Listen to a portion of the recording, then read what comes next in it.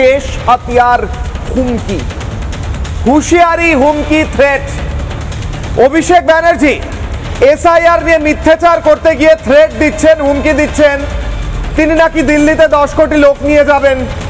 তিনি ছাত্র যুবদের বলছেন কি আপনারা রাস্তায় নামবেন না। মমতা বন্দ্যোপাধ্যায় মিথ্যাচার করে বলছেন এসআইআর হতে দেবেন না, এসআইআর নাকি ইলেকশন কমিশন ললিপপ হয়ে বসে এসআইআর করছে, এবং তিনি বলছেন আমি প্রাণ থাকতে, জীবন থাকতে আমি হতে দেব না, কারণ নাম বাদ দিতে দেব না। আর এই গোটা ঘটনা যে জায়গায় হচ্ছে, অর্থাৎ টিএমসিপির প্রতিষ্ঠা দিবসের মঞ্চে, সেই টিএমসিপির প্রতিষ্ঠা দিবস ঘিরেও সেই হুঁশিয়ারি, হুমকি। একদিকে কলকাতা বিশ্ববিদ্যালয়ের ভাইস চ্যান্সেলরকে একটু আগেই তিনি বললেন হুমকি দেওয়া হয়েছিল যে সব পরীক্ষা বাতিল করে দিতে হবে। কে হুমকি দিয়েছিলেন? ওম প্রকাশ মিশ্র, হায়ার এডুকেশন ডিপার্টমেন্টের তরফ থেকে হুমকি দেওয়া হয়েছিল। অর্থাৎ সংস্কৃতিটা হুমকির।